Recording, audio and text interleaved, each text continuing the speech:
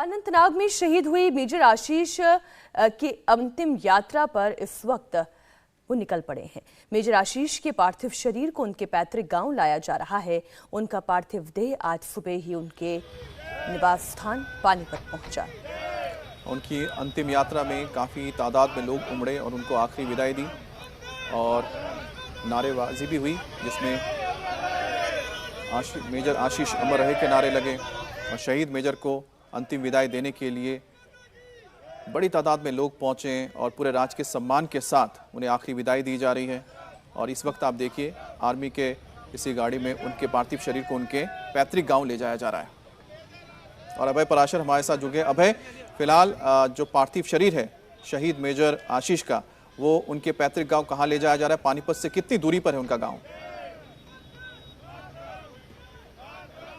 देखिए अमित, पानीपत से बेहद नजदीक है। पानीपत सेक्टर 7 के पास वो नए घर के अंदर जहां पर वो शिफ्ट होना चाहते थे, पहले वहां पर पार्थिव शरीर को लाया गया। वहां पर तकरीबन 2 घंटे के आसपास पार्थिव शरीर को रखा गया, जहां पर इलाके के लोगों ने अंतिम दर्शन किए। और अभी जो आप तस्वीरें देख रहे हैं सामने, जो गाड़ियों का आप काफिला देख रहे हैं, सबसे आगे क्योंकि तमाम जो गांव के लोग, रिश्तेदार के लोगों की भी इसमें गाड़ियां हैं, आर्मी की भी गाड़ियां हैं, हरियाणा पुलिस की भी गाड़ियां हैं। थोड़ा आगे आर्मी का वो ट्रक चल रहा है जिसमें मेजर आशीष ढोंचक के पार्थिव शरीर को यहां से ले जाया जा रहा है। और यहां से बेहद नजदीक ही अमित गांव पड़ता है मेजर आशीष का। पास में ही ढोंचक गांव है जो कि बहुत ज्यादा दूरी पर नहीं है, वहां पर ले जाया जा रहा है। वो पैतृक गांव है जहां पर जन्म हुआ था मेजर आशीष का। वहां पर तमाम रिश्तेदार, गांव के लोग वहां पर पहुंचे हुए हैं और वहीं पर अंतिम संस्कार जो है किया जाएगा। आर्मी के तमाम ऑफिसर्स पहुंचे हुए हैं, सुबह से ही यहां पर मौजूद हैं। गार्ड ऑफ ऑनर दिया जाएगा, राजकीय सम्मान के साथ ही अंतिम संस्कार किया जाएगा। और फिलहाल गाड़ियां जो हैं आप देख सकते हैं जा रहे हैं। अगले 10 मिनट के अंदर जो ये अंतिम यात्रा है शहीद मेजर आशीष ढोंचक की, वो अपने पैतृक गांव में पहुंच जाएगी, जहां पर सारी तैयारियां कर ली गई हैं और वहां पर अंतिम संस्कार किया जाएगा। अमित, जैसे ही उनके घर से ये यात्रा निकली, अंतिम यात्रा, पूरे गांव के अंदर एक ही तरह की गूंज थी कि मेजर आशीष अमर रहें। और जिस तरीके से उन्होंने आतंकियों से मुठभेड़ करते हुए, उनका सामना करते हुए देश की रक्षा की और उसमें वो शहीद हुए, तो पूरे गांव के अंदर एक तरीके से गर्व है कि उनके गांव का बच्चा, जिन्हें शुरुआत से ये देखा है कि वो देश के लिए कुछ करना चाहते थे, और जिस तरीके से वो शहीद हुए।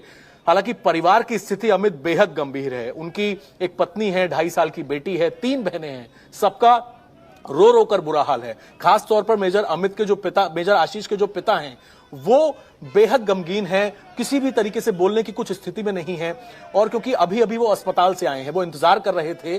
अगले महीने मेजर आशीष का जन्मदिन है, 23 अक्टूबर को। उसका पूरा गांव इंतजार कर रहा था। वो आएंगे, नए घर में शिफ्ट होंगे, गृह प्रवेश होगा, पिता की देखरेख करेंगे। लेकिन 3 दिन पहले उन्होंने अपनी बड़ी बहन से बात करते हुए कहा कि फिलहाल वो देश के दुश्मनों को खत्म कर रहे हैं, जल्द आएंगे, फिर परिवार के साथ समय बिताएंगे। लेकिन जिस तरीके से ये आतंकी हमला हुआ और उसमें मेजर आशीष ने इन आतंकियों को इनका मुंह तोड़ जवाब दिया, इनका सामना किया, लेकिन वो शहीद हो गए, ये जानकारी परिवार को मिली। तब से ही पूरे परिवार की स्थिति आप समझ सकते हैं किस तरीके की स्थिति होगी। आपने अब से थोड़ी देर में जब उनकी बहन का जिक्र किया कि बहन से बात भी हुई थी, घर आने की तारीख भी तय थी और उसके बाद क्या होगा, पूरी प्लानिंग थी।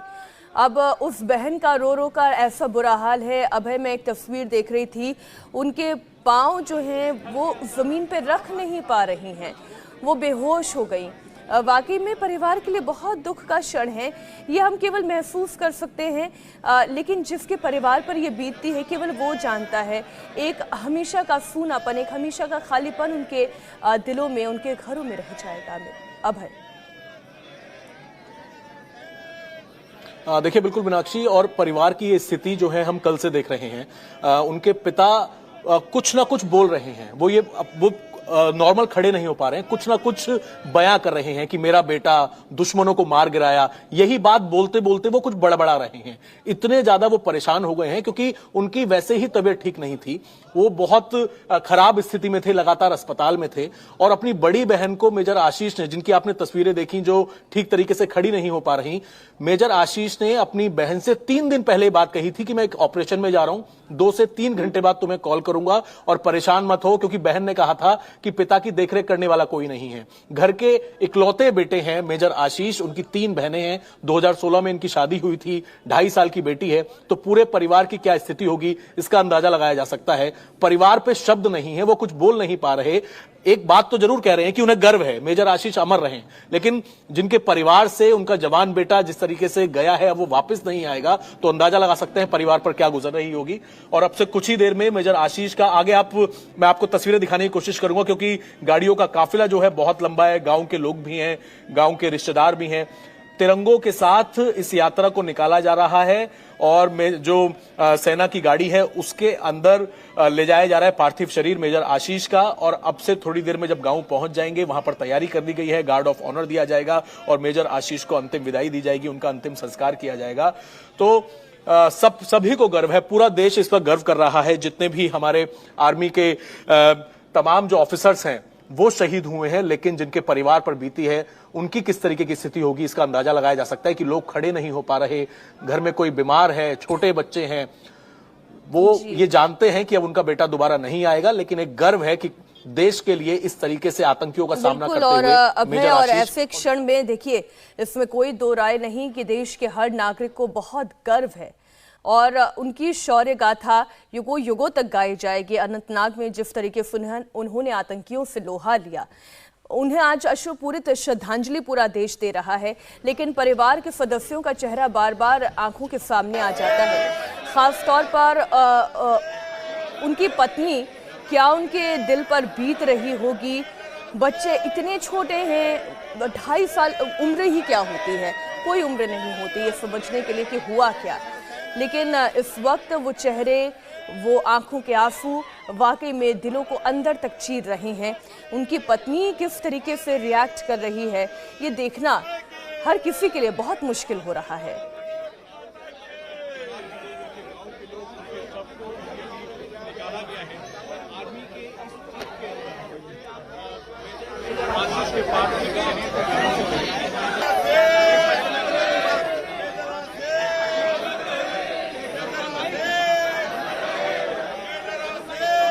हम तस्वीरें इस वक्त अपने दर्शकों को दिखा रहे हैं पार्थिव देह, और इस वक्त उनकी शहादत को सलाम करता पूरा हिंदुस्तान तिरंगे में लिपटा हुआ। इसी तिरंगे की आन बान शान के लिए उन्होंने सर्वोच्च बलिदान दिया और वतन पर मर मिटने वाले हमारे इस वीर सपूत को युगों युगों तक देश यूं ही याद करता रहेगा, श्रद्धांजलि अर्पित करता रहेगा। परिवार के लिए बहुत मुश्किल वक्त है। और यहाँ पर 2 तस्वीरें हैं, एक तरफ पानीपत में आखिरी विदाई दी जा रही है मेजर आशीष को, शहीद मेजर आशीष को, और दूसरी तरफ शहीद कर्नल मनप्रीत सिंह को भी आखिरी विदाई देने के लिए मोहाली में तमाम जो उनके रिश्तेदार हैं, परिवार के लोग इकट्ठा हुए हैं। और आपको बता दें कि कर्नल मनप्रीत और मेजर आशीष दोनों 19 RR में ही पोस्टेड थे, कमांडिंग ऑफिसर थे, CO थे मनप्रीत 17 RR के, और उन्हीं के अंडर में कंपनी कमांडर थे मेजर आशीष। दोनों ही लीड कर रहे थे फ्रंट से इस ऑपरेशन को कोकरनाग में, लेकिन तभी उनके ऊपर हमला होता है और इस मुठभेड़ में दोनों शहीद हो जाते हैं। हमारे सहयोगी मनीष प्रसाद भी हमारे साथ जुड़े हुए हैं। अमित, हमारे साथ मनीष प्रसाद भी जुड़ गए हैं। मनीष, क्योंकि लगातार आप बता ही रहे थे किस तरह से पूरा ऑपरेशन चल रहा है, और सबसे बड़ी बात है कि किस तरह से कंपनी कमांडर यानी कि जो CO है और साथ ही OC हैं, दोनों ने किस तरह से फ्रंट से लीड किया और किस तरह से शहादत को प्राप्त हुए। अमित, ये बहुत दुखद क्षण है क्योंकि जहां कैजुअल्टीज का नंबर और इंक्रीज होने की संभावनाएं जताई गई हैं, ऑपरेशन अभी भी जारी है। और ये जो करीबन 700 मीटर की ऊंचाई वाला ये पहाड़ है, ये कनेक्ट होता है सीधा किश्तवाड़ से एक तरफ से, दूसरी तरफ बनिहाल टनल से, और तीसरी तरफ ये पुंछ की तरफ जाने वाला ये एक रास्ता है। और ये आतंकियों के लिए एक पैसेज का काम यहाँ पर जो लोकल टेररिस्ट हैं उनकी मदद से गाइड के तौर पर ही करते आए हैं। इनपुट इसी बात का मिला था। फिर उसके बाद कर्नल मनप्रीत, जो कि 19 राष्ट्रीय राइफल के कमांडिंग ऑफिसर थे, उनके नेतृत्व में ये पूरा ऑपरेशन किया गया। कोशिश की गई कि आतंकियों को एलिमिनेट और न्यूट्रलाइज किया जाए। इंफॉर्मेशन बिल्कुल सटीक थी, लेकिन 48 घंटे से ज्यादा का वक्त हो चुका है। अभी तक जहां कर्नल मनप्रीत का पार्थिव शरीर उनके घर पहुंच चुका है, मेजर आशीष के पार्थिव शरीर को उनके पैतृक गांव ले जाया जा रहा है, डीएसपी हुमायूं को बरी किया गया। तो वीरगति प्राप्त होने वाले की संख्या में एक और इजाफा हुआ है। हालांकि अभी तक औपचारिक घोषणा नहीं की गई है, लेकिन जिस तरह से टेरेन है, ऊंचाई है, पहाड़ है, माउंटेन्स हैं, वहां पर पहुंचना बहुत मुश्किल हो रहा है। और यही वजह है कि मौसम खराब हो चुका है, बारिश यहाँ पर हो रही है। और जो भारतीय सेना के स्पेशल फोर्सेस के कमांडोज हैं, वो भी ये कोशिश कर रहे हैं कि फायरिंग करके इस एरिया जो कि ढोग और ये जंगली इलाका है, यहाँ पर आतंकियों को लोकेट किया जाए। ऑपरेशन चल रहा है, लेकिन जो फिलहाल हम तस्वीरें दिखा रहे हैं, मेजर आशीष को अंतिम विदाई दी जा रही है, कर्नल मनप्रीत को भी अंतिम विदाई दी जाएगी। मनीष, जरा दर्शकों को बताएं कि किस तरह से 19 RR कितना इंपॉर्टेंट था, क्योंकि 2016 में बुरहान वानी को इसी यूनिट ने ढेर किया था, और कितना इंपॉर्टेंट था रोल इसमें कर्नल मनप्रीत का, मेजर आशीष का 19 RR में। अमित, आपने 2016 का जिक्र किया। जून 2016 में बडूरा इलाका है इसी कोकरनाग का, यहाँ पर एनकाउंटर हुआ। 19 RR के उस समय के जो सीओ थे, उन्होंने इस ऑपरेशन को लीड किया और बुरहान वानी को चारों तरफ से घेर के उसको न्यूट्रलाइज किया, तो आतंकियों के ठिकानों को बस्ट आउट किया। तब से लेकर अभी तक कोकरनाग के इस इलाके में और कुलगांव का पूरा एरिया जो कि जनरल एरिया है, यहाँ पर 19 RR का आतंकियों के मन में एक बहुत बड़ा खौफ था। लेकिन जो कर्नल मनप्रीत हैं, जो इसी यूनिट में वो 2IC थे 5 साल पहले, यानी लेफ्टिनेंट कर्नल रैंक ऑफिसर यहाँ पर थे। लेफ्टिनेंट कर्नल रैंक ऑफिसर होने के बाद जब उन्हें कर्नल के पद पर इसी यूनिट की कमांड दी गई, तो मुझे ध्यान है, मैं उनसे मिला था, तो उन्होंने बहुत ही गौरवान्वित करने वाला क्षण था उनके लिए। और हाल ही में उनको सेना मेडल से सम्मानित किया गया था इसी एक कोकरनाग के ही एक ऑपरेशन में, जहां पर आतंकियों की उनको जानकारी मिली थी और फिर उसके बाद उन्होंने आतंकियों को न्यूट्रलाइज किया, उस ऑपरेशन को लीड किया। मेजर आशीष के बारे में मैं आपको बता दूं कि पानीपत के केंद्रीय विद्यालय से सफर जो शुरू हुआ, मेजर आशीष के पिता वहां पे फॉरेंसिक लैब में काम किया करते थे, रिटायर हुए और बहुत ही happy go lucky kind of थे। अभी जब मैं 14 अगस्त को जब कश्मीर में मौजूद था, तो उस दौरान भी मेरी इनसे बात हुई थी और उनका ये कहना था कि कोकरनाग और इस एरिया में जो आतंकी हैं वो पैसेज के तौर पर जरूर इस्तेमाल करते हैं, लेकिन बहुत ज्यादा 19 RR ने यहाँ पर जॉइंट शिप के साथ जो पूरा एरिया है उसे टाइट कर रखा है। लेकिन पहाड़ जो है एक बड़ी चुनौती के तौर पर हमेशा से है, क्योंकि एरिया डोमिनेट करने के बाद भी इस एरिया में आतंकियों के लिए पैसेज बहुत है, क्योंकि ढोक बहुत है, कैविटीज, गुफाएं बहुत सारी हैं। तो इसीलिए 19 RR इस पूरे एरिया में, कुलगांव के एरिया में बहुत एग्रेसिवली उन्होंने ऑपरेशंस किया। आपको एक और जिक्र मैं बताऊं कि आर्टिकल 370 का जब एब्रोगेशन हुआ था, तो यही 19 RR थी, जब वो यहाँ पर आतंकियों ने लोकल जो और नॉन लोकल जो वर्क जो यहाँ पे लेबर्स थे, जब उनको मारा, उनके साथ बहुत ज्यादा दुर्व्यवहार किया, यहाँ तक कि किलिंग हुई। तो टारगेट किलिंग का जवाब देने के लिए 19 RR के यही कमांडिंग ऑफिसर और साथ में जो कोकरनाग के कंपनी कमांडर थे मेजर आशीष, इन्होंने एक अहम भूमिका निभाई।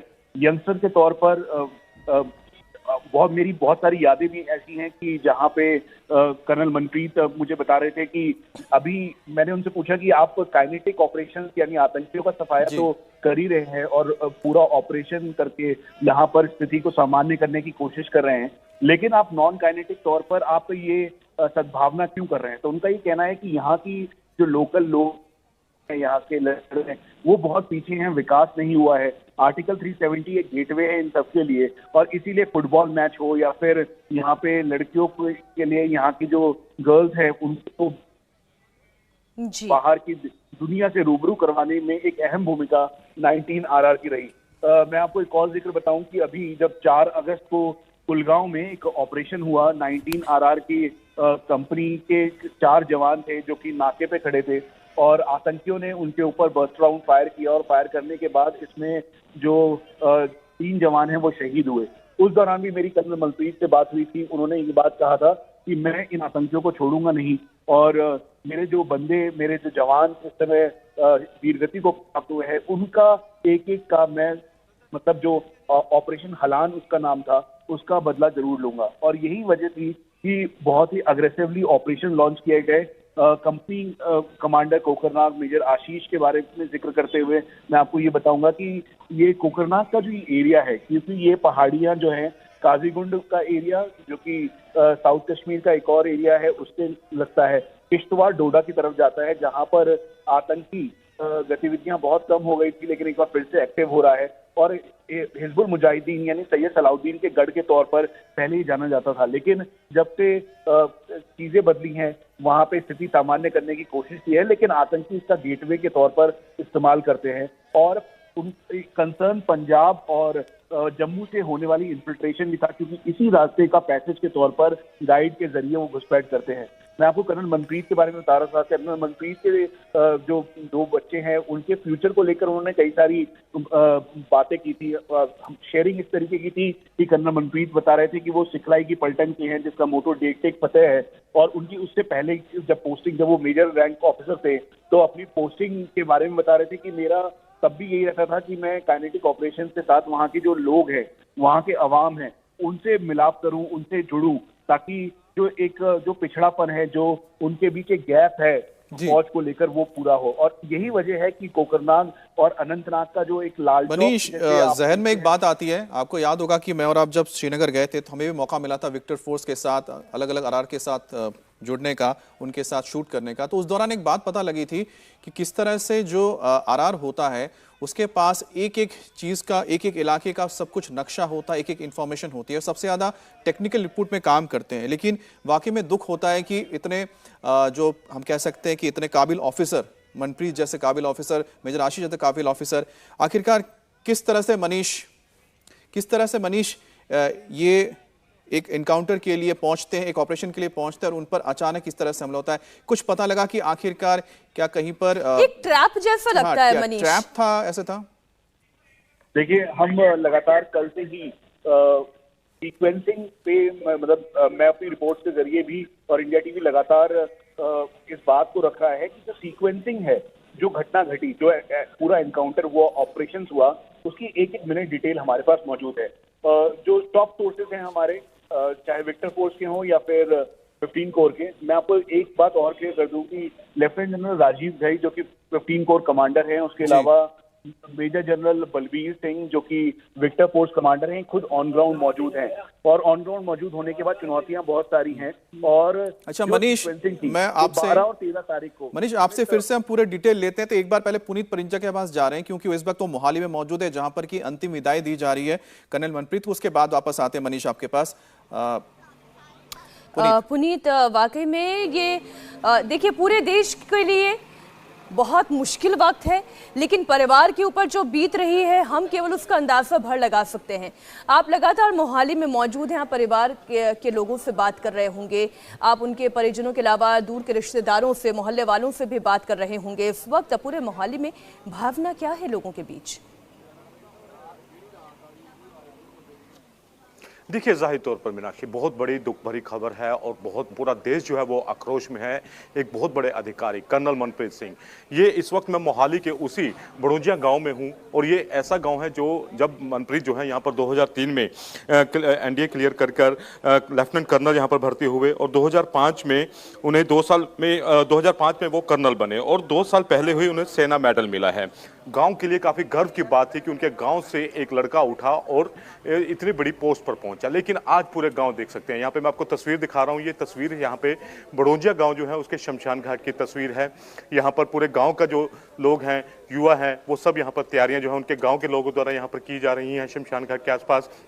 कर्नल जो मनप्रीत सिंह है, शहीद कर्नल मनप्रीत सिंह की एक बहुत बड़ी तस्वीर जो है वो यहाँ पर लगाई गई है, जिस पर बाकायदा काफ़ी बड़ी तस्वीर यहाँ पर लगाई गई है। युवा जो है वो यहाँ पर गांव के हैं, हमारे साथ हैं, उनसे हम बात करेंगे। यहाँ पर गांव के शहीद हुए हैं, कितने गर्व की बात। सर ਸਾਡੇ ਲਈ ਤਾਂ ਬਹੁਤ गर्व ਦੀ ਗੱਲ ਹੈ ਜੀ ਤੇ ਇੱਕ ਅਫਸੋਸ ਵੀ ਹੈ ਕਿਉਂਕਿ ਫੈਮਿਲੀ ਮੈਂਬਰ ਸੀਗੇ ਸਾਡੇ, ਮੇਰੇ ਕਜ਼ਨ ਸੀਗੇ ਤੇ ਮਾਣ ਵੀ ਮਹਿਸੂਸ ਹੁੰਦਾ ਤੇ ਪ੍ਰਾਊਡ ਵੀ ਹੈ ਜੀ ਕਿਉਂਕਿ ਸਾਡੇ ਸਾਰੇ ਇਲਾਕੇ 'ਚ ਉਹਨਾਂ ਨੇ मतलब शहादत दी ਤਾਂ ਸਾਡੇ ਲਈ बड़े गर्व की गल है जी। गर्व की बात है। और भी युवा हैं हमारे साथ। आप भी इसी गांव के रहने वाले? हाँ जी, इसी गांव के रहने वाले। कितना गर्व है क्योंकि शहीद हुआ, हालांकि ठीक है बेटा भी गया गांव का, एक माँ का बेटा गया है ना, बच्चों से सर बाप का साया उठ गया, लेकिन शहीद हुए हैं। बहुत गर्व की बात है जी, मतलब वो रोल मॉडल थे जी हमारे गाँव के, मतलब बहुत आम परिवार से निकल कर उन्होंने इतने बड़े अफसर बने, वो बस इतने के। बस। तो रोल मॉडल थे, युवा जो है उनका ये कहना है कि हमारे लिए वो रोल मॉडल थे कि एक आम परिवार से उठकर इतने बड़े अफसर बनना उनके लिए गर्व की बात थी। लेकिन जाहिर तौर पर पूरे गांव जो है इस समय गमगीन है, पूरा गांव जो है इस समय तैयारियों में लगा है। जो बताया जा रहा है कि 11:30-12 बजे के आसपास उनका जो पार्थिव शरीर उनके घर पर लाया जाएगा। उसके बाद 2 या 2:30 बजे के आसपास जो है यहाँ पर अंतिम जो है क्रिया जो है वो सामने जो शमशान घाट है वहां पर की जाएगी। और उसके अलावा पंजाब के राज्यपाल जो है बनवारी लाल पुरोहित वो भी यहाँ पर पहुंच रहे हैं। जी पुनीत, आप रहिए हमारे साथ। अभय पराशर भी इस वक्त पानीपत से हमारे साथ लाइव जुड़े हुए हैं। आज अभय, इस वक्त मैं बार बार ये दोहराने से गुरेज नहीं करूंगी, देश का हर एक नागरिक हमारे शहीदों को श्रद्धांजलि दे रहा है। वो जहां पर मौजूद है एक प्रार्थना हमारे शहीदों के लिए कर रहा है, लेकिन साथ ही साथ आक्रोशित भी है और मांग भी कर रहा है कि आतंकियों को उनके अंजाम तक पहुंचाना होगा। इस वक्त पानीपत की क्या तस्वीरें हैं, जरा दर्शकों को बताएं। अंतिम यात्रा पर मेजर निकल चुके हैं, आगे का रूपरेखा किस तरीके से तय की गई है वो बताएं। देखिए मीनाक्षी, सबसे पहले मैं आपको तस्वीरें दिखाऊं और एक बात बताऊं कि परिवार के लोगों का एक ही बात कहनी है कि सरकार जो है कुछ ऐसी रणनीति बनाए कि इन आतंकियों का पूरी तरीके से खात्मा किया जाए। बिल्कुल आक्रोशित हैं जितने लोग हैं, जितने युवा हैं। और सामने अब आप तस्वीरें देख सकते हैं, सामने तिरंगों के बीच में ये जो अंतिम यात्रा है ये अब थोड़ी देर में पहुंचने वाली है। मेजर आशीष का जो गांव है, पैतृक गांव है, वहां पर यह यात्रा पहुंचने वाली है। और यहां पर पहुंचने के बाद गार्ड ऑफ ऑनर दिया जाएगा, राजकीय सम्मान दिया जाएगा, उसके बाद अंतिम संस्कार किया जाएगा। तो फिलहाल पूरा पानीपत, ये जो आप सड़कें देख रहे हैं, सड़कों पर पानीपत के आसपास के जितने गांव हैं, सेक्टर 7, सेक्टर 6, यहां पर आसपास के तमाम लोग अपनी गाड़ियां लेकर निकल चुके हैं। आर्मी का जो ट्रक है उसके पीछे सभी लोग निकल चुके हैं और सब पहुंचना चाहते हैं। देखिए बगल में आप देख सकते हैं उनके परिवार की, ये जो आप सिस्टर देख रहे हैं, परिवार की महिलाएं हैं जो कि हाथ जोड़ रही हैं, गाड़ी से बाहर हाथ निकालकर हाथ जोड़ते हुए। और ये तस्वीरें मैं आपको एक बार दोबारा दिखाऊंगा। ये हाथ जोड़ते हुए जो तस्वीरें हैं, जब से उनके नए घर से ये यात्रा निकली है और उनके गांव पहुंचने तक घर की महिलाएं इस तरीके से सम्मान देते हुए जा रही हैं कि उन्होंने पूरे रास्ते गाड़ी से अपने हाथ बाहर निकाले हुए हैं, हाथ जोड़े हुए हैं। ये सम्मान है, उन्हें पता है कि किस तरीके से उनके घर का बेटा, घर का चिराग जो है। देखिए दोबारा एक बार मैं आपको तस्वीरें दिखाना चाहूंगा। बहुत ही किस तरीके की तस्वीरें आप देख सकते हैं। महिलाएं रो रही हैं, गाड़ियों से हाथ बाहर निकाले हुए हैं और ये जोड़े हुए हाथ जो हैं, जो सम्मान है, ये सैल्यूट करते हुए महिलाएं अपने घर से लेकर गांव तक इस तरीके से आ रही हैं। यानी कि किस तरीके से पूरा परिवार इस वक्त दुख की घड़ी के बीच जूझ रहा है। सम्मान है, गर्व है, लेकिन उसके साथ एक दुख है कि घर का बेटा अपनी 2.5 साल की बेटी को छोड़ के अपनी पत्नी और को, अभय, ये तो कभी ना खत्म होने वाला दुख है। वक्त के साथ घाव पर मरहम लग जाता है, लेकिन इसका दर्द तो कभी खत्म नहीं होगा। इसलिए इस वक्त पूरा हिंदुस्तान एक ही मांग कर रहा है, आतंकियों को उनके अंजाम तक पहुंचाना है। अभय और पुनीत, आप हमारे साथ बने रहे। मनीष हमारे सहयोगी भी जुड़े हुए हैं। इंडिया टीवी हर वक्त हर जगह डाउनलोड करने के लिए सर्च करें India TV news Google play store या ऐप स्टोर पर।